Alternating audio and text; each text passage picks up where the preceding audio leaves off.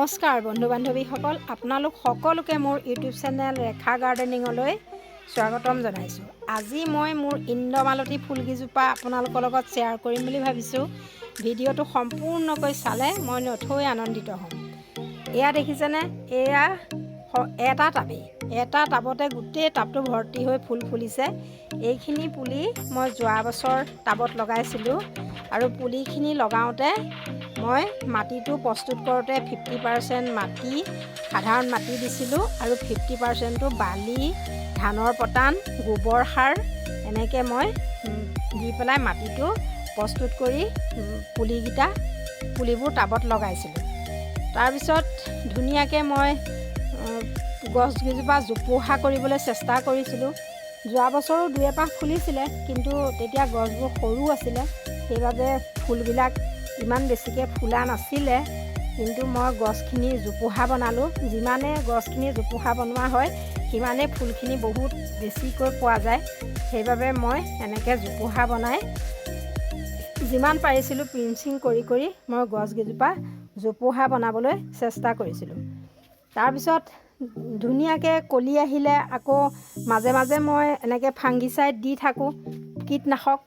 কীটনাশক এনেকৈ ঘৰতে প্ৰস্তুত কৰি যিহেতু মই কৈছোঁ মই অৰ্গেনিক সাৰৰ ওপৰতে বেছি অৰ্গেনিককৈ মই ব্যৱহাৰ কৰোঁ, ৰাসায়নিক যিহেতু মই ব্যৱহাৰ নকৰোঁ, সেইবাবে মই ঘৰতে কীটনাশক প্ৰস্তুত কৰি মই মাজে মাজে দি থাকোঁ। মানচাদাৰ পাত এনেকৈ তিয়াই থৈ পেলাই পানীটো মাজতে পানীটো এনেকৈ ফুলবিলাকত মই স্প্ৰে' কৰোঁ। তাৰপিছত এই চেম্পু পানী মাজে মাজে স্প্ৰে' কৰোঁ। এনেকৈ গছকেইজোপা মই প্ৰতিপালন কৰি আছিলোঁ। তাৰপিছত আৰু ঘৰতে প্ৰস্তুত কৰা লিকুইড সাৰটো, যিটো মই ঘৰতে শাক পাচলিৰ বাকলি এনেকৈ কিটচেনত যিখিনি পেলনীয়া সামগ্ৰী সেইখিনি মই পানীত তিয়াই থৈ দিওঁ। থৈ দি পেলাই প্ৰায় এমাহমান বৈয়ামত ভৰাই পানী দি তেনেকৈ থৈ দিওঁ। বৈয়ামটোত অৱশ্যে সাফৰটোত অকণমানিকৈ এটা ফুটা থাকিব লাগিব, নহ'লে বৈয়ামটো বাৰ্ষ্ট হৈ যোৱাৰ সম্ভাৱনা থাকে। তেনেকৈ মই তিয়াই থৈ দিওঁ। তাৰপিছত সেইখিনি গেলি পচি তাৰ পৰা এটা সাৰ উৎপন্ন হয়। সেই সাৰটো মই পানীৰ লগত মিলাই দিওঁ।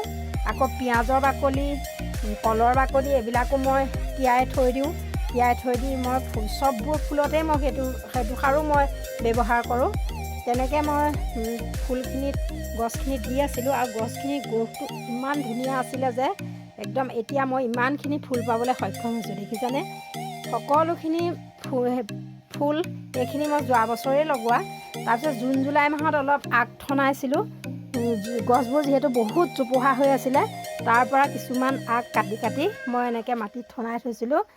তাৰপিছত ঠনাই থৈ মই এনেকৈ পুলি প্ৰস্তুত কৰিছিলোঁ।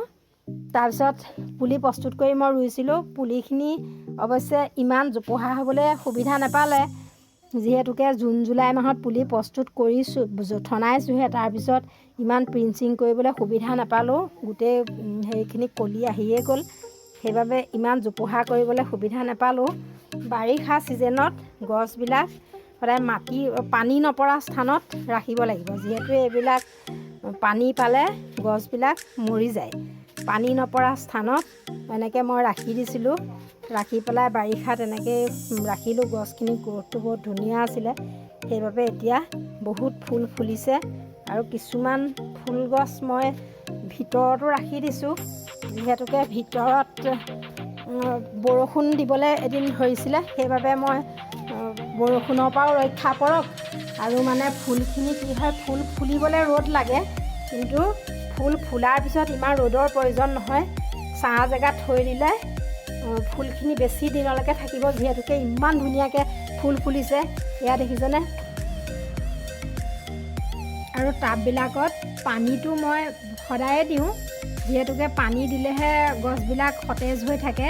সেইবাবে মই ৰাতিপুৱা সদায় পানী দিওঁ। অৱশ্যে মই 2 টাইম পানী মই ফুলত নিদিওঁ, অকল ৰাতিপুৱা পানী দিওঁ। ভিডিঅ'টো ভাল লাগিলে লাইক কৰিব, কমেণ্ট কৰিব আৰু চেনেলটো ছাবস্ক্ৰাইব কৰিবলৈ নাপাহৰিব। ধন্যবাদ।